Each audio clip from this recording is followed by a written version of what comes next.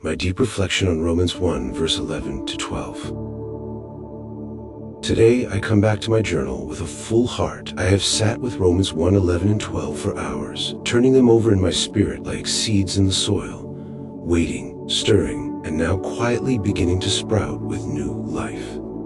These words of Paul are no longer just verses to me. They have become a mirror, a song, and a stirring ache inside my own chest. For I long to see you, that I may impart unto you some spiritual gift, to the end ye may be established, that is, that I may be comforted together with you, by the mutual faith both of you and me. Romans 1, 11 to 12, KJV.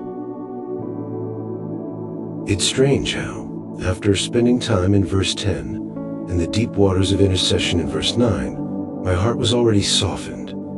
I had already begun to see Paul not just as a theologian or apostle, but as a man, broken, burning, yearning with the love of Christ. And today, when I read that he longed to see them, I didn't just see a preacher making travel plans. I saw a man whose spirit was so knit with Christ that he felt Christ's own longing within him. Paul's longing wasn't shallow. It wasn't merely about reunion or checking in on how they were doing. It was something sacred. He wanted to impart. He wanted to establish.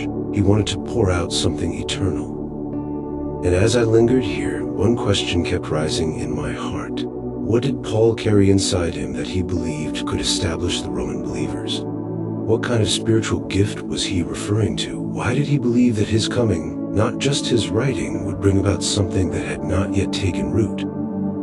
I couldn't rush past those questions. They pulled me in. I needed to understand this word impart, not as a concept, but as a heartbeat, and what I saw began to move me. This wasn't about Paul handing out spiritual superpowers. It wasn't about signs and wonders or gifting people with ministries. The Greek word used here, charisma, is in the singular, not gifts, but gift, one. And what is that one gift Paul longs to impart?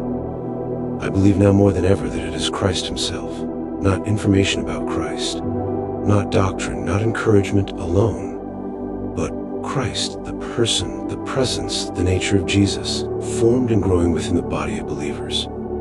Paul is saying, I want to come to you so that Christ in me can be poured into Christ in you. It's relational impartation. It's not a classroom transfer, it's incarnation.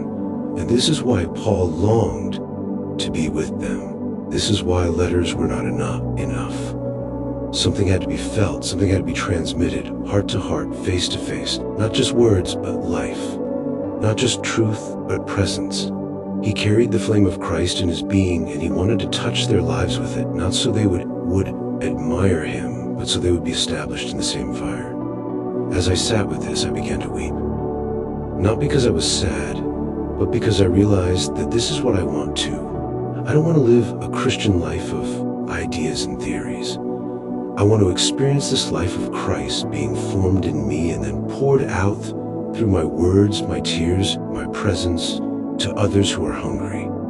I want the Christ in me to be transferable, not as a method, not as knowledge, but as spirit and truth, as flesh and fire. And Paul didn't just want to give, he also knew he would receive. That's the beauty of verse 12. He says, that is, that I may be comforted together with you by the mutual faith, both of you and me.